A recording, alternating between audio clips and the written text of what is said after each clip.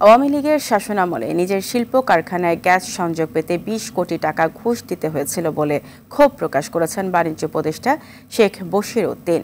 বলেন, সে সময় ব্যবসা বাণিজ্য ও জ্বালানি খাতে দেশ নৈরাজ্যের চরম সীমায় পৌঁছেছিল। দুটি আলাদা অনুষ্ঠানে এসব কথা বলেন তিনি। আরও জানাচ্ছেন সাদিয়া কানিজ।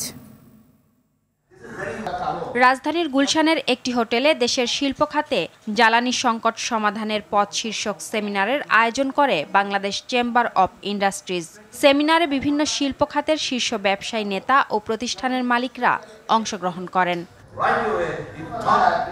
বাণিজ্য উপদেষ্টা শেখ বশির উদ্দিন বলেন, বিগত আওয়ামী লীগ সরকারের সময়ে ব্যবসা বাণিজ্য ও জ্বালানি খাতে দেশ নৈরাজ্যের চরম সীমায় পৌঁছেছিল। এত টাকা বিনিয়োগ করেছি, একটা গ্যাস কানেকশন পাচ্ছেন, একটা গ্যাস কানেকশন আমার কাছে মনে হতো একটা ব্যাংকের লাইসেন্সের মতো। তারপরে বৃষ্টিতে ভিজে বাসার সামনে দাঁড়িয়ে থেকে ওনার সামনে বসে অনেক লেকচার শুনেছি। অপদস্থ, নিজের ডিগনিটি, মানে কথা বলতে গেলে ল্যাক অফ ডিগনিটি ফিল করেছি। এই দাসখত থেকে আমাদেরকে বেরোতে হবে, আমাদেরকে ট্রান্সপারেন্টলি নিজেদেরকে রেকগনাইজ করতে হবে।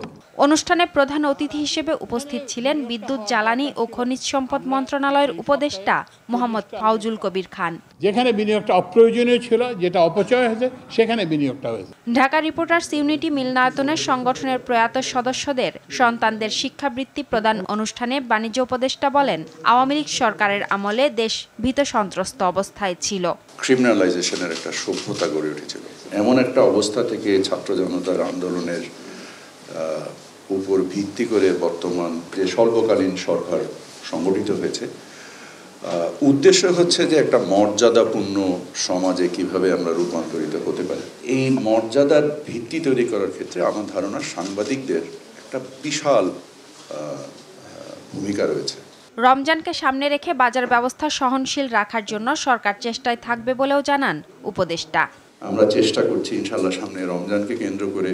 সাদিয়া কানিজ, RTV, ঢাকা।